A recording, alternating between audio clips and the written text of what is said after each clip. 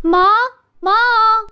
अरे अरे राहुल बेटा पीछे रहे, मैं वड़ा पाव की चटनी बना रही हूँ, कहीं गिर ना जाए।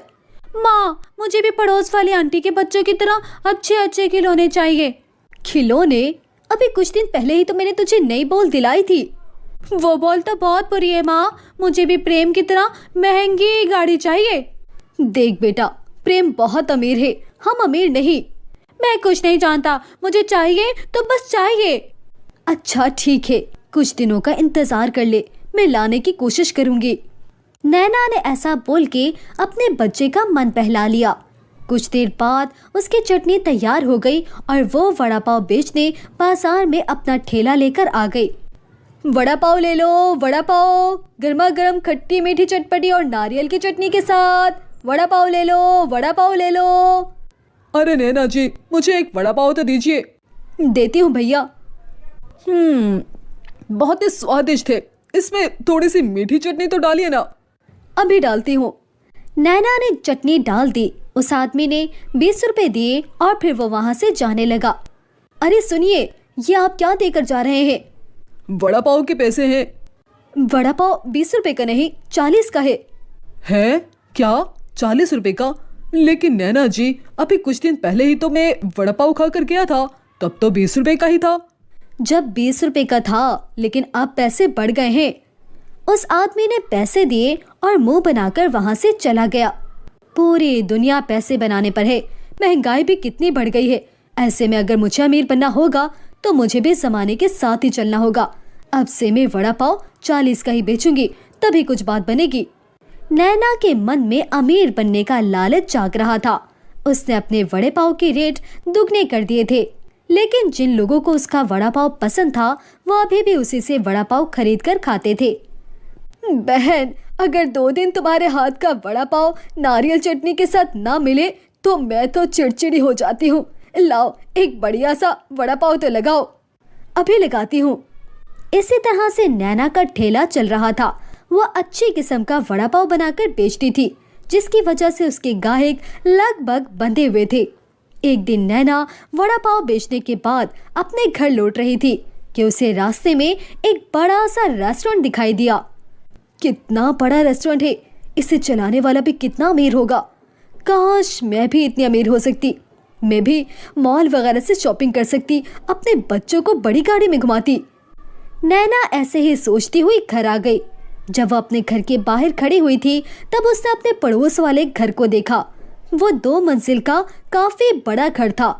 पास में ही बड़ी सी गाड़ी भी खड़ी थी और परिवार की चहल पहल की आवाजें भी आ रही थी। एक इन लोगों की जिंदगी है, जो सोचा वही मिल जाता है, और एक तरफ हम गरीब हैं। बस बहुत हुआ, अब मैं और इस गरीबी में नहीं रहूंगी। अब मैं भी अपने बच्चों को वो सारी खुशियां दूंगी जो अमीर लोग देते हैं। इन्हें अच्छा खिलाऊंगी और अच्छा पहनाऊंगी। यही सब सोचते वो घर के अंदर आई, जहाँ उसके पति और बच्चे घर के अंदर इंतजार कर रहे थे। अरे नैना, आ जाने में देर हो गई।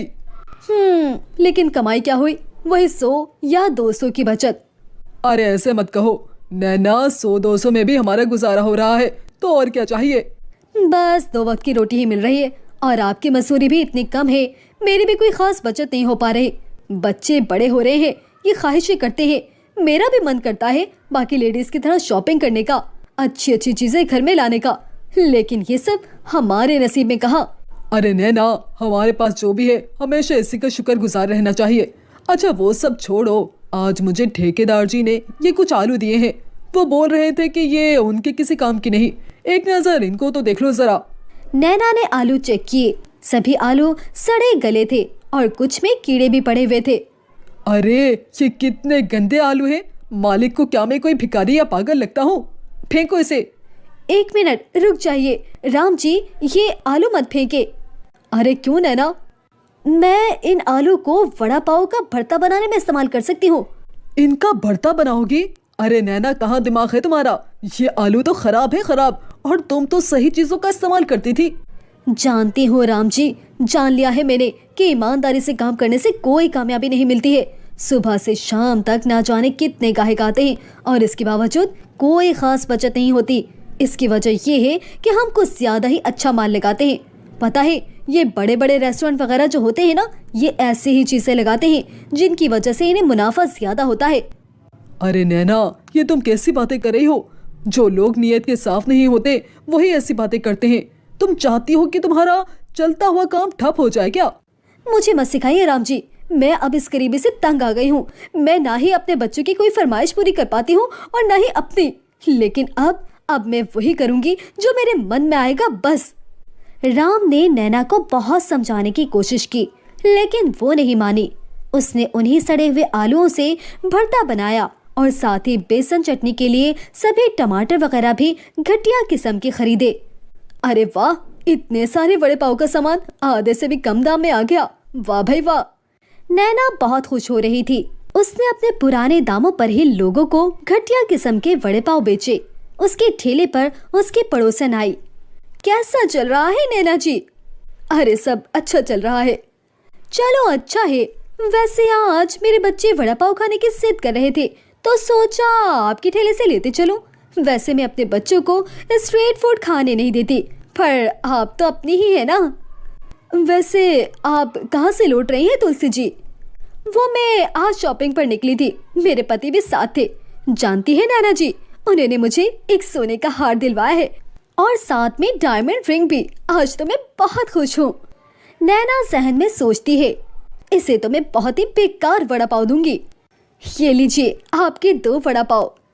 तुलसी नैना को जलाते हुए चली गई, लेकिन आज नैना का मूड ज्यादा खराब नहीं हुआ था, क्योंकि मिलावट करने के बाद उसे पूरे दिन का मुनाफा मिल चुका था।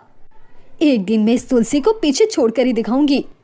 नैना पूरा दिन वड़ा पाव बेचने के बाद लौट आई थी। आज उसे बहुत ही अच्छी बचत हुई थी, तो उन सभी ने बहुत अच्छा खाना खाया। अरे वाह, थोड़ा सा दिमाग चला लेने से कितना अच्छा खाना मिल रहा है। नैना, ये मत भूलना कि लालच बुरी बला है। हाँ, ये सब बस कहानियों में ही होता है, असल जिंदगी में तो लालच ही कामयाबी दिलाता है। नैना राम की बात मानने को तैयार ही नहीं थी।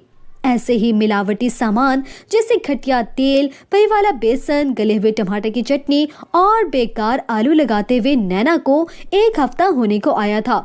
इस 1 हफ्ते में ही उसने अपने बच्चों को अच्छे कपड़े, खिलौने वगैरह सब दिलवा दिए थे। बहन, पहले तुम्हारे वड़े पाव में जो स्वाद आता था अब नहीं आता, बनाना भूल गई हो क्या?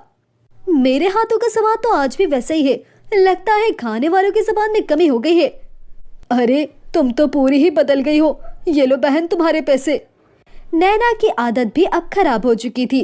वह अपने गाहकों से अच्छे से पेश नहीं आती थी और अब लगभग 1 महीना होने को आया था। जो लोग रोजाना उसका वड़ा पाव खाते थे वो अब बीमार पड़ने लगे। अरे हाय, ये अचानक से मेरा पेट कैसे खराब हो गया? ओह ओह। पहले जो लोग नैना के वड़े पाव की तारीफें करते थे, अब वही लोग नैना के ठेले पर शिकायत लेकर आने लगे। अरे बहन, कैसा वड़ा पाव खिला रही हो? जब भी खाता हूँ तबीयत ही खराब हो जाती है। अच्छा, क्या सबूत है कि मेरे वड़े पाव की वजह से हुआ है? जाकर अपना चेकअप करवाइए। नैना अपने ग्राहकों को इसी तरह से टेढ़ा जवाब देकर भगा देती थी, जिसकी वजह से इसकी बिक्री बहुत कम हो गई थी। अरे यार, देख वड़ा पाव, चल खरीदते हैं। नहीं यार, यहाँ से मत लेना, ये कोई खराब चीज की मिलावट करती है। मेरी दादी बता रही थी कि इसके हाथ की चीज खाकर सबकी तबीयत ही खराब हो जाती है। क्या सच? चल कहीं और से खाते हैं। अब नैना के गाहक इसी तरह से जाने लगे थे। अब ना उसके वड़े पाव में वो स्वाद था, ना ही अच्छा सामान। दिन में अगर एक गाहक भी आ जाता तो वो भी दोबारा कभी नहीं आता था। लगातार ऐसे ही चलने से नैना परेशान हो गई। उसे अपनी गलती भी महसूस हो रही थी, लेकिन वो मानने को तैयार ही नहीं थी। एक दिन नैना अपने पति से कहती है, अजी मैं कोई दूसरा काम कर लूं? पता नहीं किसी की नजर लग गई है मेरे काम को, कोई गाहक ही नहीं आता है। अरे नजर नहीं लगी, लालच खा गया है। मैंने तुम्हें कितना रोका था नैना, लेकिन तुम ना मानी। तुमने अपने हाथों से अपने पैरों पर कुल्हाड़ी मारी है और अपना चलता हुआ काम ठप कर लिया। जानती हो, कामयाबी मेहनत से मिलती है, लालच से नहीं। तभी तो कहते हैं लालच बुरी बला है। अपने पति की बात सुनकर नैना सर पकड़कर बैठ गई। अब उसको अपनी गलती महसूस हो गई और आगे से उसने लालच ना करने की कसम खाई और वापस से अच्छी किस्म का बढ़िया सामान लगाकर उसने काम को दोबारा मेहनत से शुरू किया और धीरे धीरे अब उसके स्वाद और अच्छे व्यवहार से ग्राहक वापस लौटने लगे और सब कुछ ठीक होता चला गया।